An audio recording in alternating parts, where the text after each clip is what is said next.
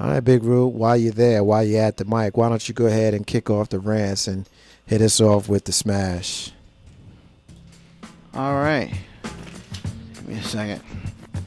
It's Big Rube's smash. Now, yesterday I was off from the JOB. I watched this movie. A lot of you may be familiar with it. It's called PDR. Came out in 2007.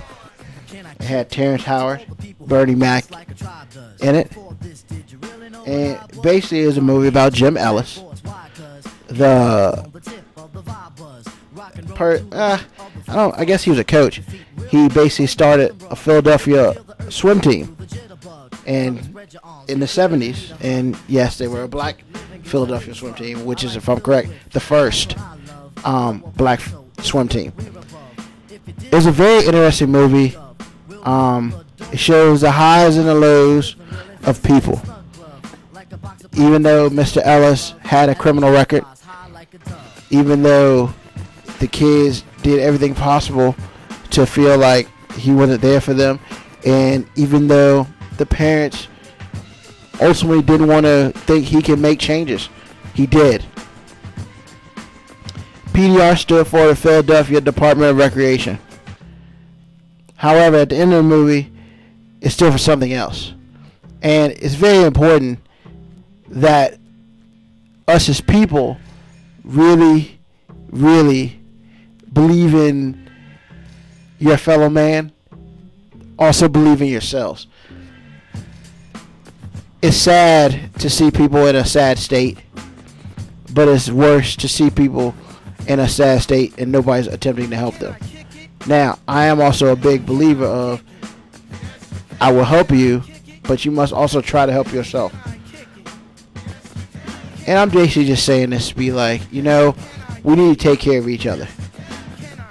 Regardless of what situation or what instance, we need to take care of each other as best as possible. However, before you can expect someone to take care of you, you must be able to take care of yourself. Persistence, determination, respect. At the end of the movie, that's what came up. And that's what PDR really stands for. And once you are persistent to take care of a cause, and you're determined to do the same, the respect will be given to you, from you, and everybody else. It's Big Rube. It's a smash. I'm out. Big Rube, boy. Big Rube came with us, Carlton Banks, on some seriousness tonight, I know, boy. It's amazing. I'm used to the foolishness and shenanigans from that guy, but I totally agree. He came hard with it. Carlton Banks, what's up in Carlton's corner? What's going on in the corner? You know what? My corner's a little quiet today. I can't complain. If I did, who the is going to listen to me? So, today I'm sitting here. Spring break is upon us. Boy, that little boy about drove me crazy today in the house.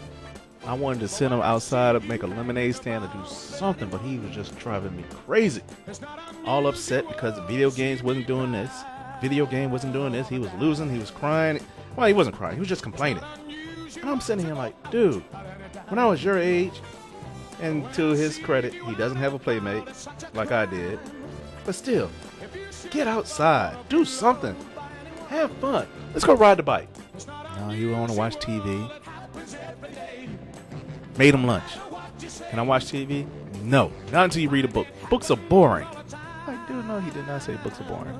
I'm like, man. Okay. Well, I'm not going to fight you. I'm not going to complain.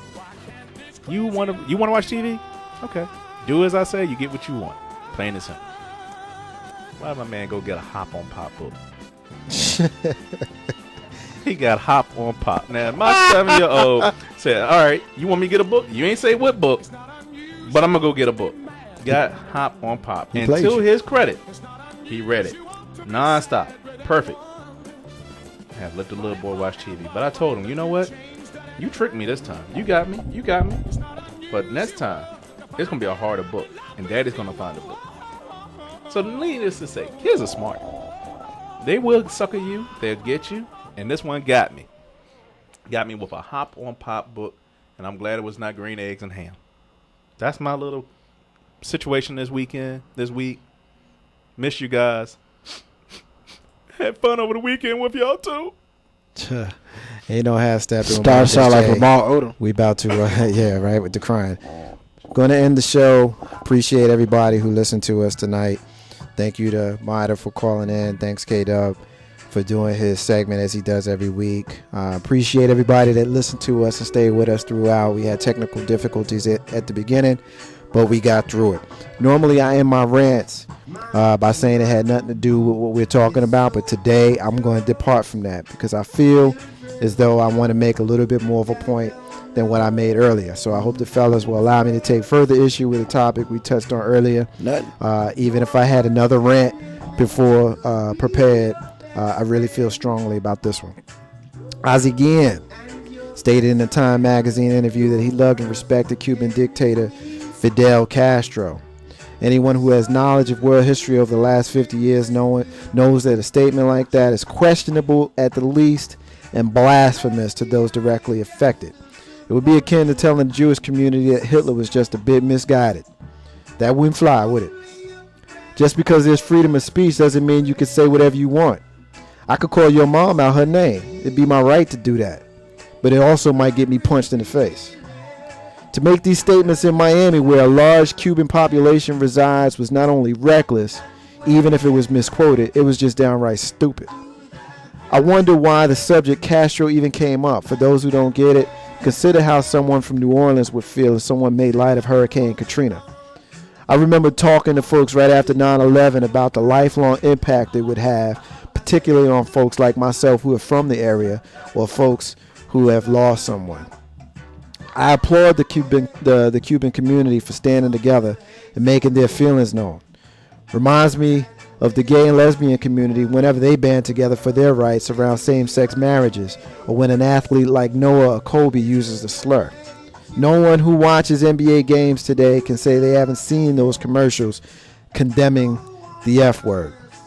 The F word, the derogatory term for gay. Even PETA bugs out when they feel the need, going after folks as disparate as Kim Kardashian and Michael Vick. Now all this brings me to this question. If other communities and groups can come together and make a fuss when they feel slighted or disrespected, why do we as black folks still walk around calling each other the N-word, using this word so freely?